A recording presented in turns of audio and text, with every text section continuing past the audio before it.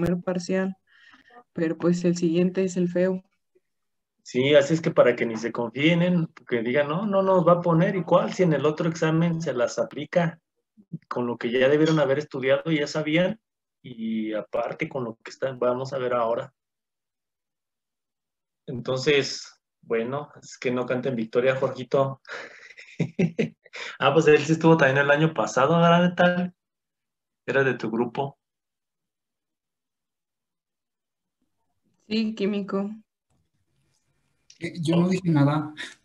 ¿Cómo no? Pero no fue el mismo Jorge el que dijo. Sí, fue Jorgito. Que no, fue uno del B. Ya ni la arregles porque como quiera ya. Yo voy llegando. Químico, sí fue uno del B. No fue Ajá, Fabián, fue ajá. Jorge. Sí, dejen a nuestro Jorge en paz, por favor. Ay, no, no, no lo ¿Por defiendan. qué está malito? ¿Quién? Ah, todo está mal. Sí, por poquito y se nos anda yendo el pobre. Había un doctor que le dio COVID y ya después le digo, no, con razón quedó así. Digo, es por el COVID. Y ya me dice una, no, así ya estaba desde antes. Digo, ah, bueno, entonces es pura, no hallamos a quién culpar. Es Ok, el truco. ¿cómo? Es el truco.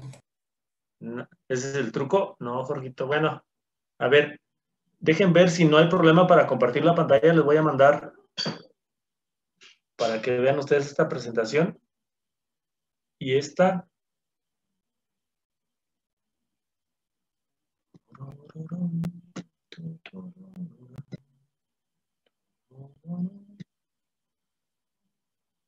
Es que quiero que veamos algo. Necesito que entiendan otra parte de cómo a veces, ¿sí la están viendo la imagen? Sí, está cargando. ¿Está cargando? Ya. Ok, para que vean cómo a veces se trasladan los microorganismos hacia otros sistemas y aquí tiene que ver con la función de los mecanismos de defensa. Por ejemplo, a veces estos anticuerpos migran. Aquí estamos hablando de leche materna. Entonces la leche materna, aparte de tener anticuerpos, como en hemoglobina A, es de un tipo secretor, hay otros probióticos, es decir, aquellos que fomentan que los microorganismos sean del tracto digestivo y pertenezcan ahí y se adapte su microbioma ahí. Y hay otros que contienen microorganismos que facilitan esto. El lactobacillus es un bacilo gram positivo, como lo habían visto ustedes anteriormente. Entonces, en esos tipos de mecanismos de traslado, hay millones de ellos y hay muchos leucocitos en lo que es la secreción láctea, o sea, la leche del calostro en ese momento. Entonces, no solamente transfieren anticuerpos, como dice aquí, no es solamente la transferencia de anticuerpos, algunos microorganismos, pero la mayor parte de los microorganismos que se van a adaptar vienen o son transportados por macrófagos. ¿Sí me expliqué? ¿Lo puedes repetir? Los microorganismos que van a pasar de la leche de la mamá al bebé son transportados por macrófagos. Hasta ahorita hemos visto que algunos microorganismos son transportados por macrófagos, que son microorganismos virulentos, hacia otros sistemas. ¿Sí? Sí. Ok. Entonces, hay microorganismos que son benéficos, es decir, van a formar parte de la microbiota. Y esos microorganismos son transportados por macrófagos, o sea, no son destruidos, no son reconocidos como algo extraño, pero sí los ingieren. No sé si me explico, son dos mecanismos distintos. Uno es cuando el microorganismo, escriban lo que vayan a decir porque no les entiendo. Una es cuando el microorganismo es detectado como algo extraño, es fagocitado, ya sea por polimorfonucleares o por macrófagos.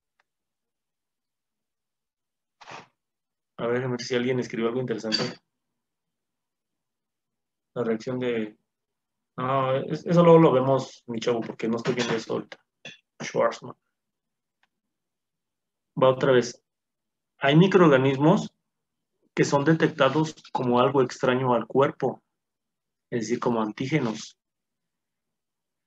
Y en el caso de los macrófagos, cuando tienen cápsula, la cápsula impide que sean destruidos y son trasladados a otros sistemas, como en el caso de las neiserias, como en el caso de los Streptococcus pneumoniae. Pero existe un mecanismo natural para transportar microorganismos, por ejemplo, de lo que es la parte de intestinal, en este caso de la mamá, hacia las glándulas lácteas y de las glándulas lácteas pasar al estómago del bebé. ¿Me explico?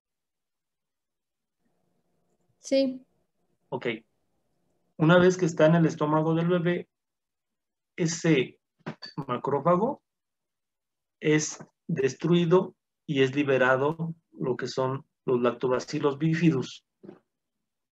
Y estos lactobacillus bifidus son los primeritos que van a colonizar lo que es el tracto digestivo de ese bebé.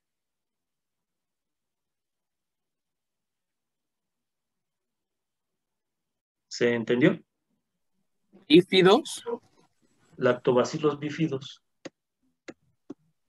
¿Lo podría repetir, por favor? No me obedece. Ya se quedó detenida. Ay, qué barbaridad.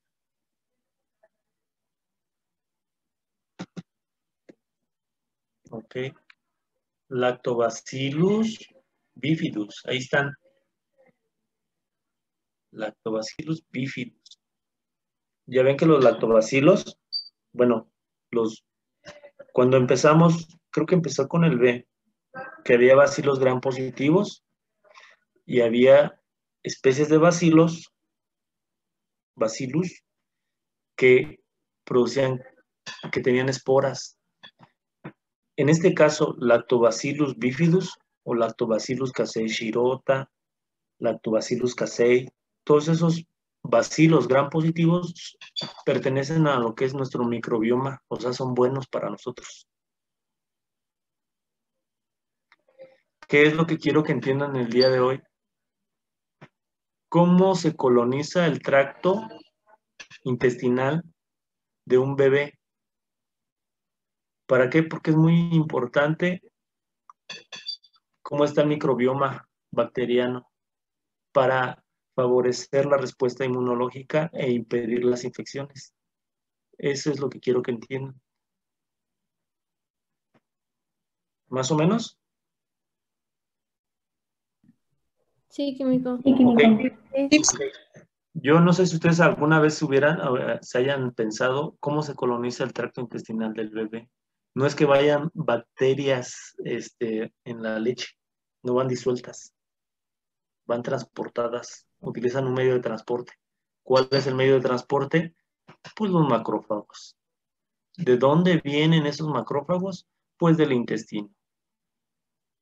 Y en el intestino, ¿qué pasó? Pues se comieron un lactobacillus bifidus, o varios, o millones. Y esos lactobacillus bifidus fueron transportados por los macrófagos del intestino de la mamá a la glándula mamaria.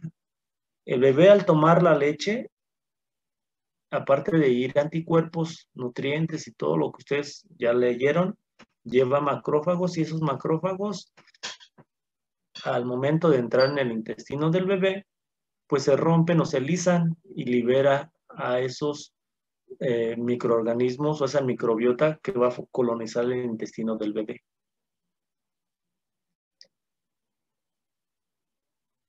¿De acuerdo?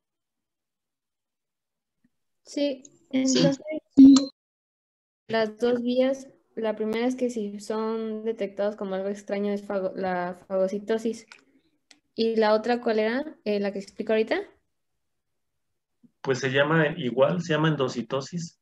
La fagocitosis lo dicen porque fue detectado como algo extraño, pero en realidad pues el mecanismo es similar.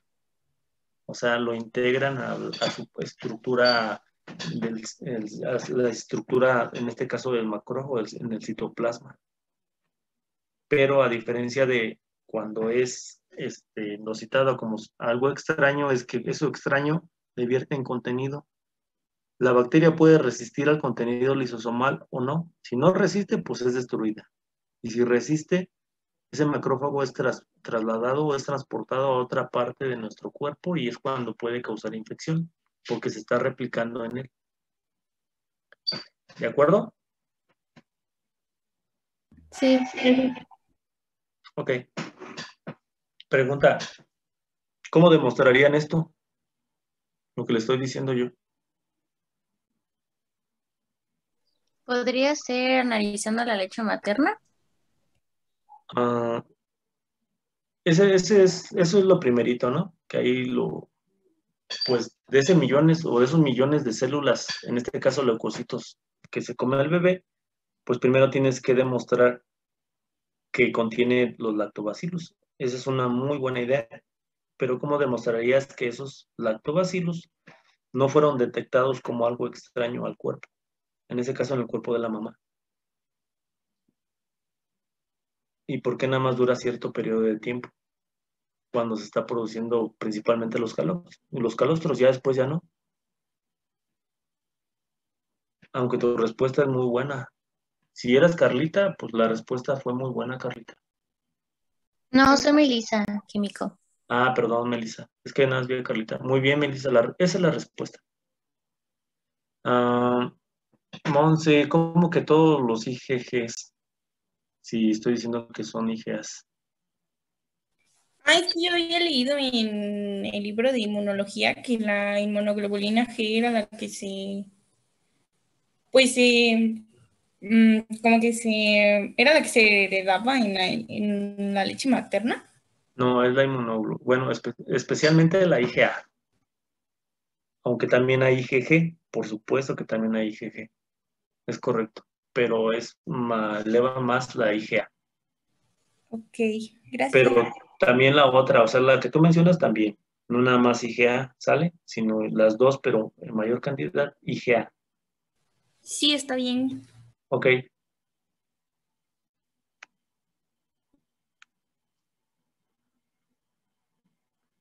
Muy bien.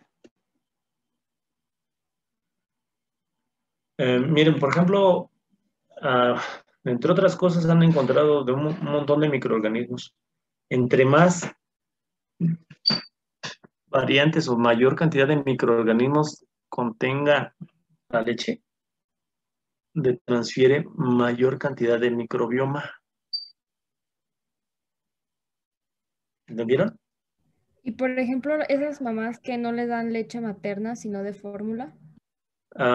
Cuando son bebecitos, los niños después tienen mayor problema para desarrollar anticuerpos. ¿Cómo a qué edad más o menos? Normalmente la amamantación, pues son 6 meses lo que se le debe dar mínimo. Claro que tampoco no hay gente que todavía andan caminando y todavía quieren leche materna, o sea, no manchen. Pero la mayor cantidad de los anticuerpos y de las variantes de bacterias es del momento que nace el bebé y empieza el estímulo. Que aparte hay otras cosas pues que son importantes ahí para cuando la mamá amamanta al bebé. O sea, se crea un vínculo muy especial entre la mamá y el bebé. Aunque a veces por razones clínicas o, bueno, razones médicas o de otro tipo, pues la mamá no puede amamantar al bebé. Miren, pero por ejemplo, pues hay dos variedades importantes que ustedes ya conocen, Staphylococcus y Streptococcus. Estos son también cocos gram positivos. Lactococcus son variantes de bacilos. Weissella son cocos. Por ejemplo, las mujeres cuando tienen problemas, imagínense, el problema de ahora es que hay mucha contaminación ambiental y esta contaminación ambiental provoca que haya contaminación alimentaria y que disminuya en el microbioma. Si la mamá no está alimentada correctamente, pues va a tener problemas para pasarle los anticuerpos y el microbioma al bebé. Ese es un problema. Los bebés que no son amamantados generalmente tienen mayor problemas con infecciones, que es la pregunta que hacía esta Carlita. Creo que fue Carlita. Bueno, quien la haya hecho. Sí, ahora sí fui yo. Sí, ahora sí fue Carlita. Ok, esa es una de las consecuencias, pero también hay que entender que no siempre es posible. Entonces, las enfermedades infecciosas no solamente tienen que ver con las condiciones inmunológicas e inmunogénicas del receptor, ni con las características de patogenia del propio microorganismo. Tienen que ver con muchos factores ambientales, factores sociales, muchas cosas que ustedes deben de tomar en cuenta. Algunas veces se pensaba que a través del canal, del tracto vaginal, cedían los microorganismos al bebé, y no es del todo correcto. De hecho, puede pasar que aunque no sea así, la cantidad de microorganismos, por ejemplo, en una cesárea o en un parto, pues aumenta o disminuye. Se encontró algo interesante, mire, por ejemplo, vamos a leer esta parte. Tipos de parto. Las mujeres con cesárea programada se encontró diferentes y más pobre en microorganismos que la de parto vaginal. Sin embargo, cuando fue una cesárea no programada, la composición de leche resultó igual. ¿Sí? ¿Más o menos? O sea que aquí había no solamente hay un factor emocional, sino que se entienda, por ejemplo, si es algo inesperado, cambia. Las hormonas tienen que ver mucho con el ciclo de desarrollo microbiano, sobre todo en las mujeres. Este es el mecanismo mediante el cual pasan los microorganismos de la leche a lo que es el tracto intestinal. ¿Sí? ¿Más o menos? Ok. La intención no es que no se aprendan, o sea, no es necesariamente que aprendan el mecanismo, porque se ve algo enredoso. Aquí la cuestión es que entiendan cómo se da a grandes rasgos, porque tampoco no es la materia que quiero que ustedes entiendan. Lo que entiendo y lo que quiero explicarles es, existen microorganismos que a veces son ingeridos por macrófagos y no necesariamente van a causar infección o van a ser destruidos. O sea, eso que la respuesta celular es altamente específica, pues tampoco es del todo correcta. Y aquí está, por decirlo, otro método, otra opción que ustedes van a encontrar más adelante. De los que hicieron la tarea, ¿cómo se llaman? De los que hicieron la tarea de los macrófagos, ¿cómo se llaman los macrófagos en el sistema renal? Aguante, espere. No, Carlita, el examen fue el sábado. ¿Qué tal si les hubiera preguntado eso? No son las células mesodiales. Ok, y en el hígado. Las células de Cooper. Y en el sistema nervioso central. Microglias. Ok, a ver, una variante de cáncer en cerebro.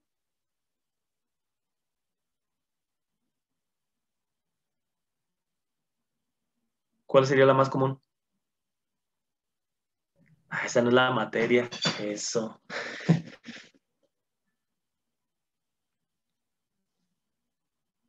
Ok, esas células dendríticas vienen siendo los macrófagos.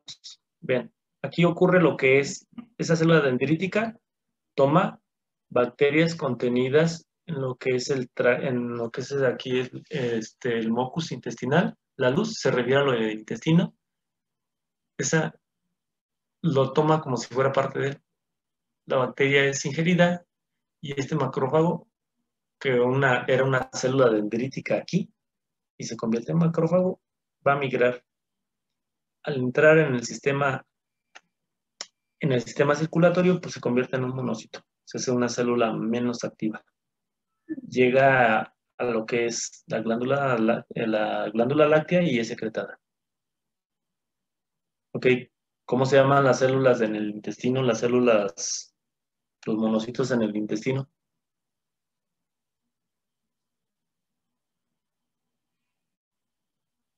Otra vez, ¿cómo se llaman los monocitos en el intestino?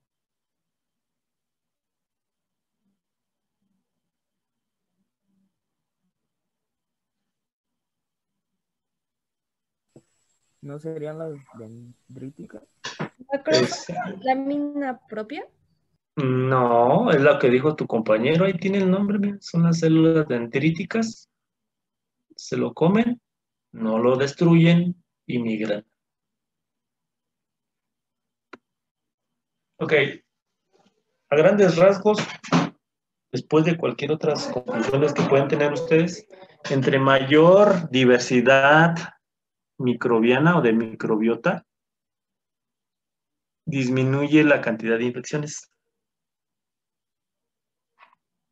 Esa es una. Dos, la selección natural de las especies que interaccionan con el ser humano ha sido alterada, entre otras cosas, por el uso indiscriminado de antibióticos y la mala preparación de los médicos. Y la cultura, aquí está planteado como pregunta, pero no es así.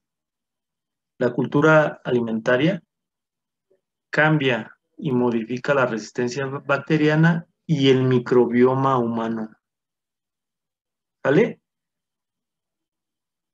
Eso estaba planteado como pregunta, pero finalmente no es así. Es una conclusión. ¿De acuerdo? ¿De acuerdo, chicos? Sí, químico. Sí, químico. Ok. Entonces, vamos a continuar. Voy a cerrar esta presentación. Vamos a continuar con los bacilos gram positivos.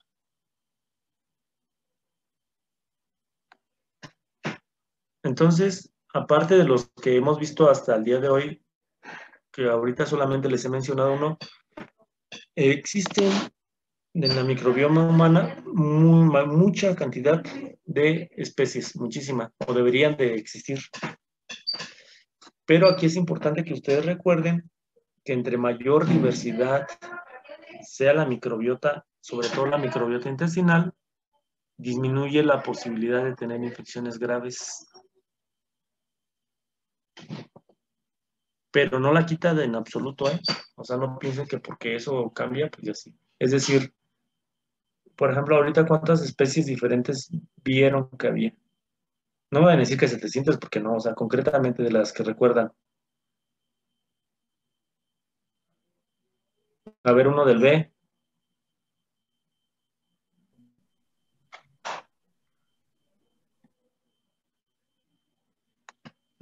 No, Eli, uno del B. 4 o 5, químico. A ver, ¿como cuál, Axel? La parte de estreptococos y estafilococos. El Weissela. Weissela. ¿Qué era la Weissela? ¿Quién era el otro, Axel? No, el otro, no me acuerdo. Había otro ahí. ¿Quién era? ¿De qué tipo era Weissela? Era un coco. Coco, gran positivo. Muy bien, Axel. ¿Alguien más? Ahora uno de la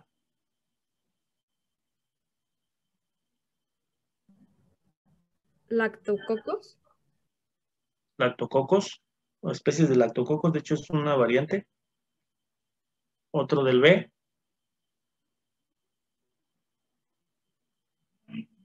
Uno del B. Dame una A. Una B.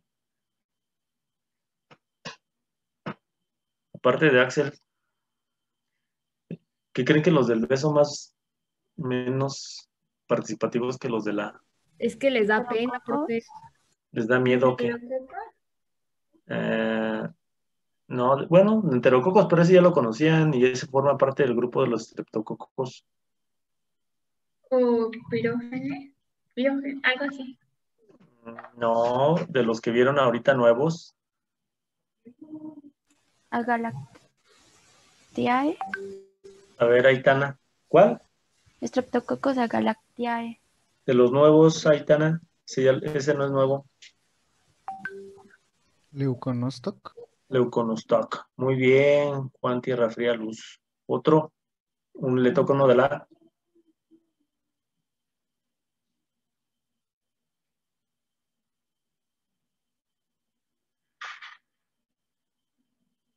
Uno de la. De los, ¿dijo bacilos gram negativo? No, hoy no dije ningún bacilo gram negativo.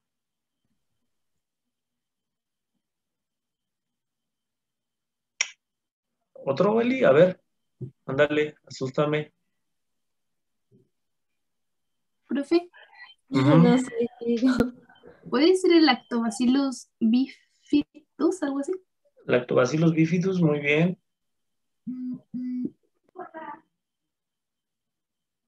Y ese es gran positivo, ¿no? Había comentado. Sí, son bacilos gram positivos. ¿Tiene flagelos o no, Eli? No. Muy bien. ¿Tiene esporas o no, Axel?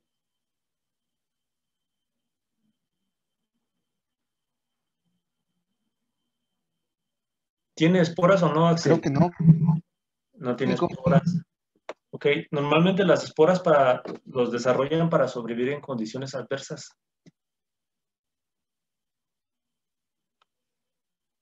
Vamos a ver uno que sí es muy virulento y seguramente les va a gustar. Bueno, espero que no lo ¿Por qué? desarrollen. Porque es muy chido. Estos son como de los, ¿cómo decirlo? De las estrellas de las infecciones y es incluso hasta bíblica. ¿Lepra? ¿Cómo se llamaría? ¿Lepra? No sé. Y la lepra es una enfermedad bíblica. La otra vez estaba viendo un video de los viejitos de H&H y hablaba de la lepra también, que según esto... Ok, ¿cómo? Sí. Leprae. Mycobacterium leprae. Es correcto, el Mycobacterium se llama Mycobacterium leprae. De hecho, de las micobacterias tienen a ese grupo o a esa familia, así se le llama. Son bacilos gram positivos si ustedes hicieran la tinción de gram, pero en este caso se le hace una tinción diferente que se llama la tinción de Sim-Nielsen. Entonces, Mycobacterium tuberculosis, este es uno de los microorganismos que han causado muerte a lo largo de la historia yo creo que si no es el mayor, ha de ser de los mayores. Mycobacterium tuberculosis. Esta es una... Permítanme un momento. ¿Qué pasó? Estoy en clase. Te acabo... Bueno.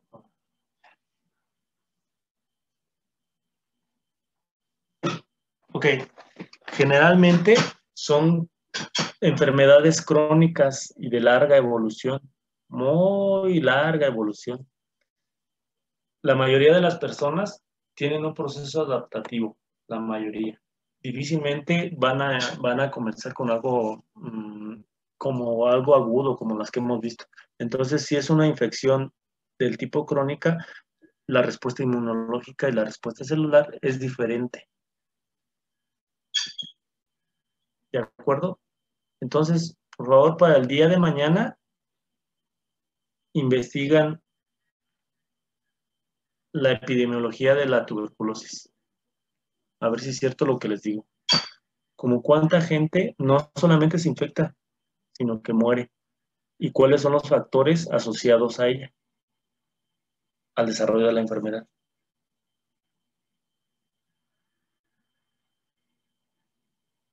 ¿De acuerdo, chicos? Antes de que se me vaya lo de la tarea, si no lo rato ya no se las... Dale, vale. Eso mero. Ok. Entonces, si algunos de ustedes han conocido a una persona que tiene tuberculosis, generalmente pues comienzan a adelgazar, pero existen factores que conllevan pues lo de la parte de la infección. Entonces, el esputo, ahí donde dice esputo, se refiere a la expectoración, a la secreción, gallo, gargajo, no sé cómo le llaman. Generalmente no hay abundante secreción y sí va acompañada por la parte de que a veces hay derrame sanguíneo y va acompañada de leucocitos. En este caso, en lo que es el esputo, la expectoración, aquí en México, como es zona endémica, está regulado, o sea, está normado. Hay una norma y hay una ley que aplica para las personas que tienen tuberculosis. No necesariamente en el comportamiento, sino es decir, las conductas terapéuticas que se van a seguir, cómo se captura la parte epidemiológica y el seguimiento que se les da a las personas que presentan este tipo de enfermedades. Generalmente, en algunas personas, hay veces que es delimitada, es decir, que se forma una zona alrededor de lo que es la lesión. El comienzo es insidioso ya cuando la infección se hace un tipo crónico, hay una delimitación muy regular y a veces se forman eso que se le denominan cavernas aquí en los incensios radiológicos. Ocasionalmente puede ir a otros lados, pero generalmente está restringida solamente al área pulmonar. Para eso se forman lo que les llamo yo, bueno, de hecho ya les había comentado que los macrófagos forman algo alrededor de la lesión, eso se le llama granulomas. ¿Sí? A esa delimitación concreta del espacio se le llama granulomas, es decir, los macrófagos rodean lo que es el alineamiento de las bacterias. Y ese tipo de alineamiento bacteriano, es decir, de los Mycobacterium tuberculosis, se les llama empalizada. Como palillos, empalizada. Así están distribuidos. Ahora, con las enfermedades autoinmunes se ha diseminado mucho y se ha vuelto más grave. Y por los tratamientos que a veces no se completan, las personas tienen complicaciones graves y pueden morir. Y no solamente eso, sino que las variedades que estaban delimitadas como Mycobacterium tuberculosis, hay otros microorganismos como Mycobacterium avium que se agrega a ellos, y el Mycobacterium avium no se delimita solamente a la parte pulmonar. ¿Sí? Si tienen alguna pregunta, pueden ponerlo en el chat y ya ahí contestó. ¿Sale? Ok, entonces generalmente les digo, son infecciones de años, es decir, se hacen crónicas. Ocasionalmente hay una infección pulmonar. A mí en lo particular me tocó un pacientito que tenía HIV y que desarrolló, se le hizo diseminada, una tuberculosis diseminada, y lo que era la parte de los ganglios presentaba una lesión en la parte superior del tórax, como a esta altura más o menos del cuello, y se le salía, tenía secreción, por ahí drenaba. Lo que era de los pulmones, la infección drenaba por este tipo de, no recuerdo cómo se llamaba, cómo se denomina ese tipo de lesión. Pero bueno, drenaba y era una infección pulmonar por Mycobacterium. ¿Qué era lo que el doctor pretendía? Bueno, primero, establecer que era precisamente una infección diseminada, pero en este caso lo estaba viendo un infectólogo, o sea, y dice, bueno, él sí sabe. Primero, que la infección fuera diseminada, se había diseminado los ganglios. Tan así que drenaba. Fue lo primero que se dictaminó. Lo segundo, él quería saber si este pacientito presentaba resistencia a los antifímicos, es decir, a los tratamientos que se le dan para este microorganismo. Como es un microorganismo que desarrolla una enfermedad crónica, las estrategias terapéuticas son diferentes, por eso el control sanitario. ¿De acuerdo? Queda un poquito menos de un minuto, chicos. ¿Les parece si continuamos mañana para dejarlo hasta aquí, hasta esta presentación? Las presentaciones, recuerden que se las mando. A mí, sí, la verdad, pues sí es trabajo, ¿verdad? Pero yo quiero que ustedes lo lean pero que más que esto, investiguen más cosas, no se queden nada más con lo que uno les manda. Ustedes lean, investiguen, a ver si es cierto lo que está escrito aquí o qué tal si me equivoqué. ¿De acuerdo?